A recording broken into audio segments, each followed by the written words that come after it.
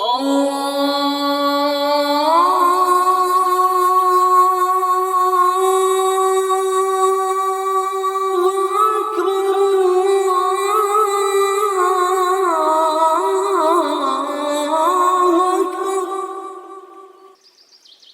ایمان والو، جب جمعے کے دن نماز کے لیے پکارا جائے تو اللہ کے ذکر کی طرف لپکو اور خرید و فروخت چھوڑ دو، یہ تمہارے لیے بہتر ہے اگر تم سمجھو۔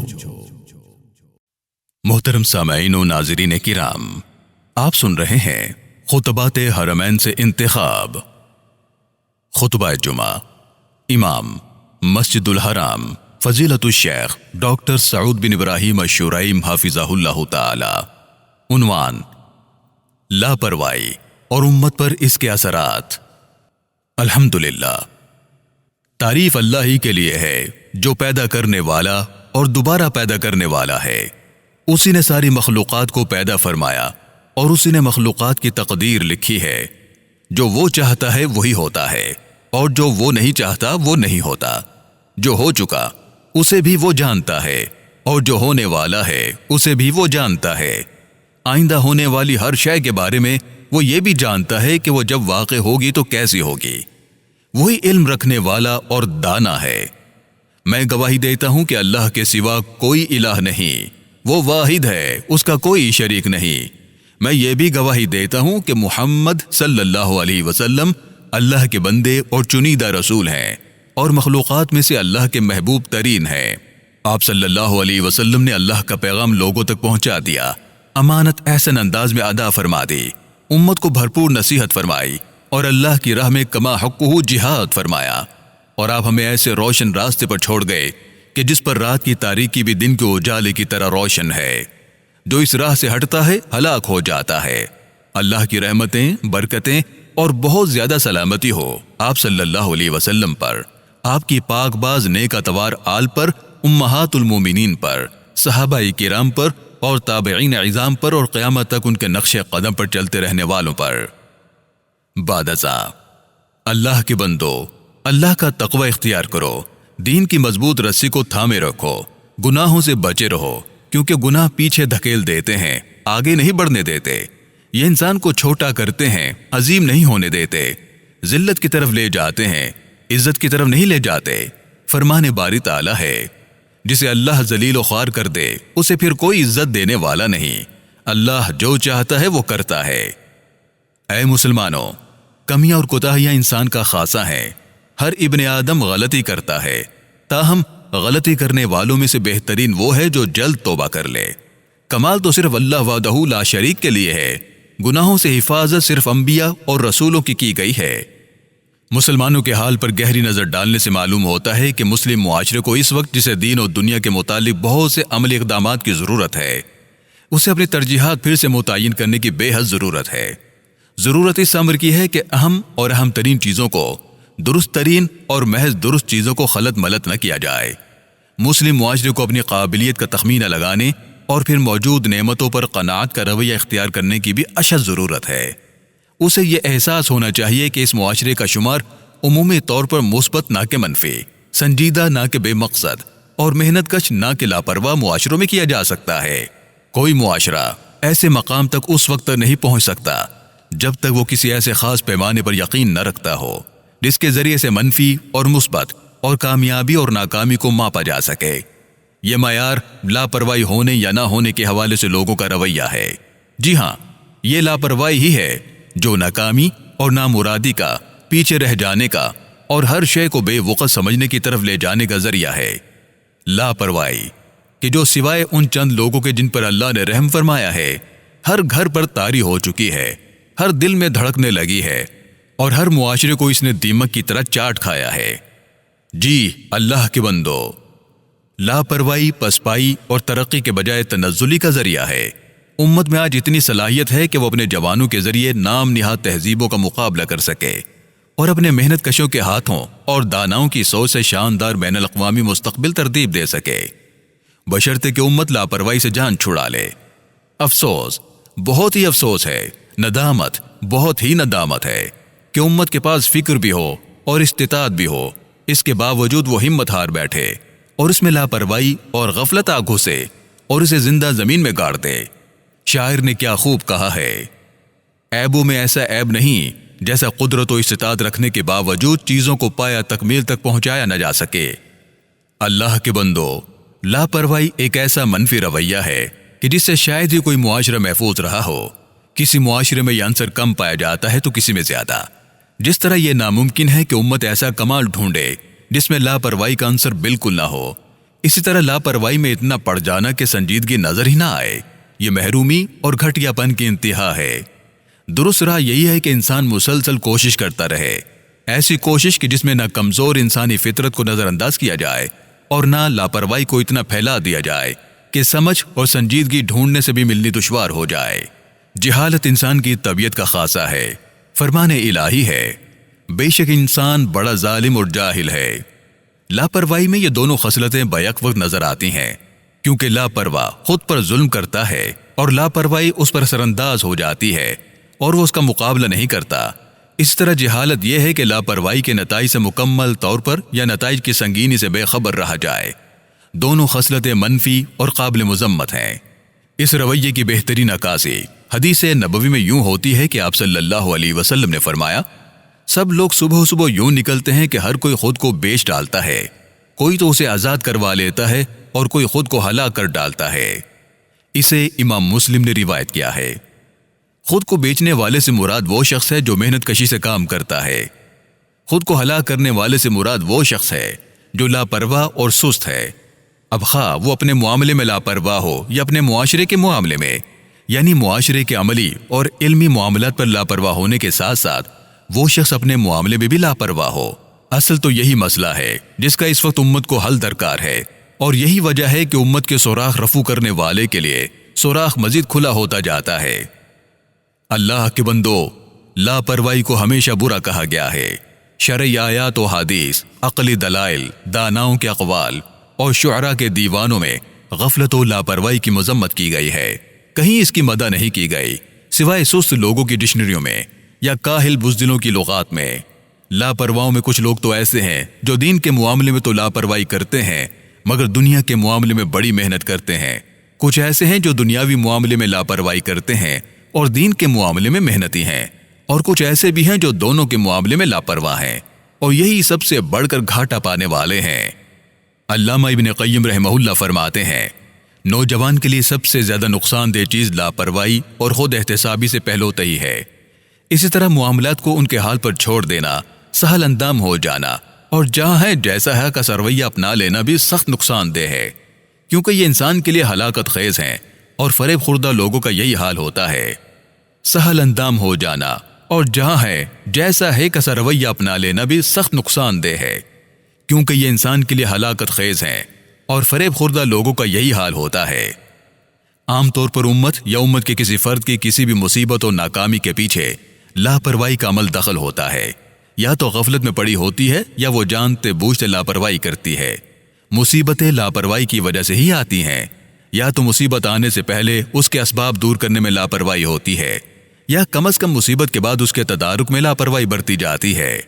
اللہ کے بندو، انسانی نفس جب آرام و سکون کا عادی ہو جاتا ہے تو ہلاک کر دینے والی مصیبتیں اور آزمائشیں اس پر ٹوٹ پڑتی ہیں، یہاں تک کہ وہ ان مصائب و مشکلات کا اسیر ہو کر رہ جاتا ہے۔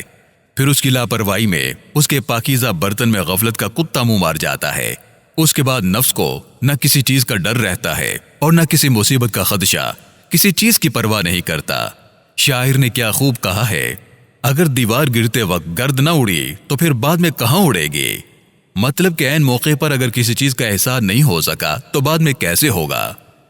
اللہ کے بندو، امت کے افراد کا فرض ہے، معاشروں کا، رہنماؤں کا، علماء کا، والدین کا، اساتذہ اور دیگر افراد معاشرہ کا فرض ہے کہ لاپرواہی کی اس بڑھتی ہوئی بیماری کو حقیقی خطرہ سمجھیں، کیونکہ اغیار ہم سے آگے بڑھنے میں کامیاب ہوئے ہیں تو لاپرواہی چھوڑ کر ہم دنیا اور آخرت کے معاملے میں پیچھے رہ گئے ہیں تو لاپرواہی کا مقابلہ چھوڑنے کے باعث اگر امت لاپرواہی کے اس معاملے کو سمجھ لے تو وہ اپنے دوست اور دشمن کو پہچاننے میں کامیاب ہو جائے گی۔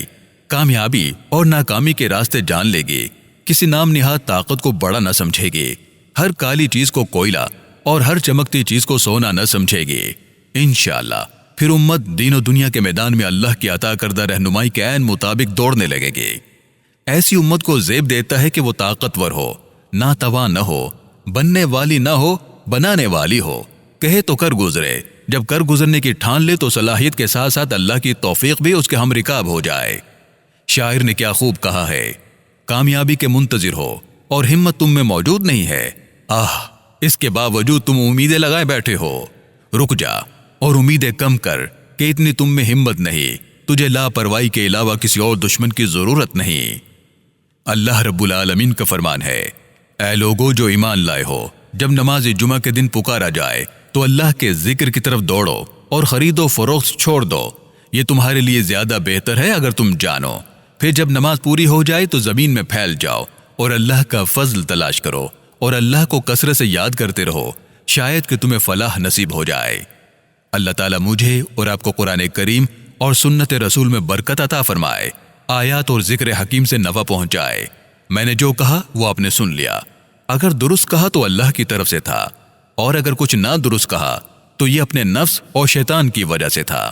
میں اللہ سے ہر گناہ کی معافی مانگتا ہوں، اپنے لیے، آپ کے لیے اور تمام مسلمان مردوں اور عورتوں کے لیے۔ آپ بھی اسی سے معافی مانگو اور اسی کی طرف رجوع کرو، بالیقین میرا رب معاف کرنے والا اور رحم کرنے والا ہے۔ دوسرا خطبہ۔ الحمدللہ، اللہ تعالیٰ کے احسانات پر سب تعریفیں اسی کے لیے ہیں، اس کی توفیق اور مہربانیوں پر میں اسی کا شکر گزار ہوں۔ بعد ازاں، اے اللہ کے بندو، اللہ سے ڈر جاؤ، خوب جان لو کہ ایسی غفلت، لاپرواہی اور کوتاہی کہ جس سے نیک اعمال ضائع ہو جائیں اور امت کا نقصان ہو، ایسے غفلت نیکی کا اہتمام کرنے والے مومنوں کی صفات نہیں، کیونکہ صالح امور کا اہتمام کرنے والا مومن بخوبی جانتا ہے کہ دینی اور دنیاوی مصالح کو ضائع کرنے پر اس کا محاسبہ ہوگا، خواہ یہ ضیاع پورا معاشرہ کرے، کوئی ادارہ کرے یا کوئی فرد، بہرحال ہر کسی کا محاسبہ ہوگا۔ اس حکم میں سبھی برابر ہیں، کیونکہ عزیمت و ثبات غفلت و کوتاہی کو اسی طرح دور کر دیتے ہیں جس طرح بھٹی لوہے کے میل کچیل کو دور کر دیتی ہے۔ میرے مسلمان بھائیوں، عزم و ثبات ہی کے ذریعے سے انسان مصنوعی کمال کی بیماری سے محفوظ رہتا ہے۔ خود کو کامل سمجھنے والے اس دھوکے کا شکار ہوتے ہیں کہ انہیں اصلاح اور تصحیح کی کوئی ضرورت نہیں۔ عزیمت و ثبات ہی میں سے اہم ترین امور اور اہم امور میں فرق کیا جا سکتا ہے، مزید برآں افضل اور غیر افضل امور میں بھی فرق کیا جا سکتا ہے۔ عزیمت و ثبات ہی سے آج کا کام کل پر چھوڑنے کی بری عادت پر قابو پایا جا سکتا ہے۔ جو لوگ اس بری عادت کے عادی ہو چکے ہیں، انہوں نے اپنا شعار ہی یہ بنا لیا ہے کہ جو کام تم پرسوں کر سکتے ہو اسے کل مت کرو، جبکہ شریعت اسلامیہ تحقیق و جستجو اور محنت و کوشش کے وجوہ پر دلالت کرنے والی نصوص سے بھری ہوئی ہیں۔ کوتاہی، غفلت اور لاپرواہی سے منع کرنے والی نصوص بکثرت موجود ہیں۔ افراد کی سطح پر اصلاح کے لیے رسول اللہ صلی اللہ علیہ وسلم کا یہ جامع فرمان ہے، فرمایا، اللہ تعالیٰ کے نزدیک طاقتور مومن کمزور مومن کی نسبت بہتر اور زیادہ محبوب ہے، اور دونوں میں خیر ہے۔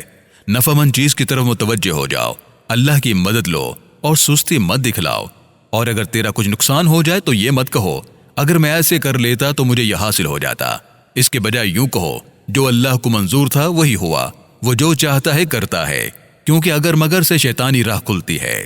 اس روایت کو امام مسلم رحمہ اللہ نے روایت کیا ہے۔ امت کے اجتماعی معاملات کی درستی کے لیے رسول اکرم صلی اللہ علیہ وسلم کا یہ فرمان بہت جامع ہے۔ تم میں سے ہر شخص ذمہ دار ہے اور ہر شخص سے اس کی رعایا کے بارے میں سوال ہوگا۔ حاکم وقت ذمہ دار ہے اور اس سے اس کے عوام کے بارے میں پوچھا جائے گا۔ گھر کا سربراہ اپنے گھر والوں کا ذمہ دار ہے، اس سے ان کے بارے میں پوچھا جائے گا۔ بیوی اپنے شوہر کے گھر کی ذمہ دار ہے، اس سے اس کے بارے میں سوال ہوگا۔ خادم اپنے مالک کے مال کا نگران ہے، اس سے مال کے متعلق پوچھا جائے گا۔ بیٹا اپنے والد کے مال کا محافظ ہے، اس سے اس کے بارے میں پوچھا جائے گا، اور تم سب ہی ذمہ دار ہو، ہر کسی سے اس کی رعایا کے متعلق پوچھا جائے گا۔ یہ روایت امام بخاری اور امام مسلم نے روایت کی ہے۔ میں انہی کلمات پر اکتفا کرتا ہوں۔ اے اللہ کے بندو، اللہ تم پر رحم فرمائے۔ محمد بن عبداللہ صلی اللہ علیہ وسلم پوری مخلوق کے سردار اور پاکیزہ ہستی صاحب حوض و شفاعت پر درود و سلام بھیجو۔ اللہ تعالیٰ نے تمہیں اس کا حکم دیا ہے۔ اللہ تعالیٰ نے یہ حکم دیتے ہوئے پہلے اپنا تذکرہ کیا ہے، پھر اللہ کی تسبیح و تقدیس میں مشغول فرشتوں کا تذکرہ کیا ہے، پھر تمہیں یہ حکم دیا، اللہ اور اس کے ملائکہ نبی صلی اللہ علیہ وسلم پر درود بھیجتے ہیں، اے لوگو جو ایمان لائے ہو تم بھی ان پر درود و سلام بھیجو۔ اے اللہ نورانی چہرے والے، کشادہ جبیں والے، اپنے بندے اور رسول محمد صلی اللہ علیہ وسلم پر درود و سلام بھیج۔ اے اللہ اپنے نبی کے خلفائے راشدین ابو بکر و عمر، عثمان و علی رضی اللہ عنہم اور سارے صحابہ کرام سے، تابعین کرام اور تا قیامت ان کے پیروکاروں سے راضی ہو جا۔ اے ارحم الراحمین اپنے فضل و کرم سے ہمیں بھی بخش دے۔ اے اللہ اسلام اور مسلمانوں کو عزت عطا فرما۔ اے اللہ اسلام اور مسلمانوں کو عزت و غلبہ عطا فرما، شرک اور مشرکین کو ذلیل و خوار کر دے۔ اے اللہ اپنے دین، اپنی کتاب، اپنے نبی کی سنت اور مومن بندوں کی مدد فرما۔ اے اللہ اے ارحم الراحمین اپنی رحمت سے غمزدہ مسلمانوں کو نجات عطا فرما، دکھی مسلمانوں کے دکھ دور فرما، مقروض لوگوں کے قرض کی ادائیگی کا بندوبست فرما۔ اے اللہ ہمارے مسلمانوں کے بیماروں کو تندرست فرما۔ اے اللہ ہمیں ہمارے وطنوں میں امن دے، ہمارے ائمہ اور حکمرانوں کی اصلاح فرما۔ اے رب العالمین ہمارے حکمرانوں کو اپنا خوف عطا فرما، اپنی رضا کے تابع فرما۔ اے اللہ ہمارے حاکم کو ہر قول و فعل میں اپنی رضا کی پیروی کرنے کی توفیق عطا فرما۔ اے حی اے قیوم اے ذوالجلال والاکرام اسے نیک ساتھی عطا فرما۔ اے اللہ ہمیں تقوی عطا فرما، ہمارے نفسوں کا تزکیہ فرما، بلا شبہ تو بہترین تزکیہ کرنے والا ہے، تو ہی ہمارے نفوس کا مالک و مولا ہے۔ اے ذوالجلال والاکرام اے اللہ یا حی یا قیوم اے ذوالجلال والاکرام سارے ملکوں میں ہمارے کمزور مسلمان بھائیوں کی مدد فرما۔ اے اللہ تو ہی معبود برحق ہے، تیرے سوا کوئی معبود نہیں، تو غنی ہے اور ہم فقیر ہیں، ہمیں بارش عطا فرما، ہمیں اپنی نعمتیں عطا فرما اور مایوس لوگوں میں شمار نہ کر۔ اے اللہ ہمیں اپنی نعمتوں سے نواز اور ہمیں مایوس نہ کر۔ اے اللہ ہم پر اپنا رحم و کرم نازل فرما اور ہمیں مایوس نہ فرما۔ اے اللہ ہمارے گناہوں کی وجہ سے اپنی خیر و برکات سے محروم نہ کر۔ اے ذوالجلال والاکرام یا حی یا قیوم اے ہمارے رب ہمیں دنیا میں بھی بھلائی عطا فرما اور آخرت میں بھی بھلائی عطا فرما اور آگ کے عذاب سے ہمیں محفوظ فرما۔ آمین آمین۔ سبحان ربک رب العزت عما یصفون وسلام علی المرسلین والحمد للہ رب العالمین۔